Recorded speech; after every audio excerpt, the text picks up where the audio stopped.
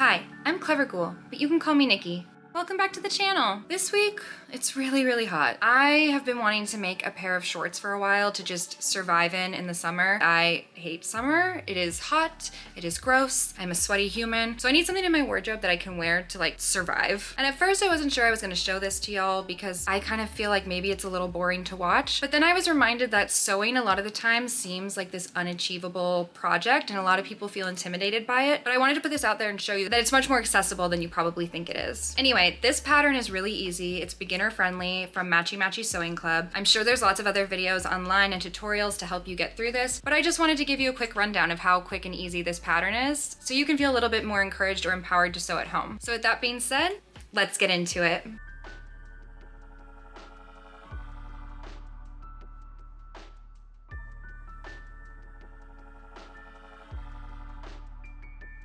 Once you print, it's time to assemble. Again, pay attention to the instructions for this bit. I did it on the floor because it's large, and then took a highlighter and marked out where my size was so I knew where to cut. I ironed my fabric, pinned the pieces to it, and then cut the fabric. Then I added the included pattern labels onto the corresponding pieces. From here, I just followed all of the instructions, starting first with using a zigzag stitch on the raw edges of the front and back side seams. Then I flipped the pieces over, pinned the pieces together at the notches, and sewed them together, stopping at the middle notch, flipped it over, ironed the seam all the way down, and then added in a top stitch on the right side going all the way down. Lastly, adding in a short horizontal stitch above the slit, and then I repeated all of the steps with the opposite side pattern pieces. From there, I worked on the ties. I folded them in half lengthwise and then sewed along the side and bottom to create a tube with one open end. To flip the ties inside out, you can use a loop turner, but I used a straw and a skewer, putting the fabric tube over the straw so the closed bottom is against the straw, then pushing the skewer on that bottom piece of fabric so that it goes through the straw until you push it out the opposite end. Repeat with all ties and then fold the raw edge under by 1/2 inch and press in place. Repeat for all ties. On the right side of the garment, mark out the tie placement and attach the ties per the instructions. Once all the ties are attached, sew the inseams closed. Then go on to connect the leg panels. For the waistband, start by folding the top raw edge down by 1/2 inch and press in place. Fold down again another 1 3/4 inch, pin and press in place before adding the edge stitch along the bottom folded edge, but leave an opening to thread the elastic through. Measure your elastic based on the instructions and then put a safety pin on one end and feed your elastic through. When the elastic ends meet, overlap by 1 inch and sew together, then stitch the back waistband closed. Adjust the elastic gathers and iron in place. And from there, just add the final 2 rows of stitches in the waistband and then hem the bottom of the shorts based on the instructions, and you're all done, which means it's time for the reveal.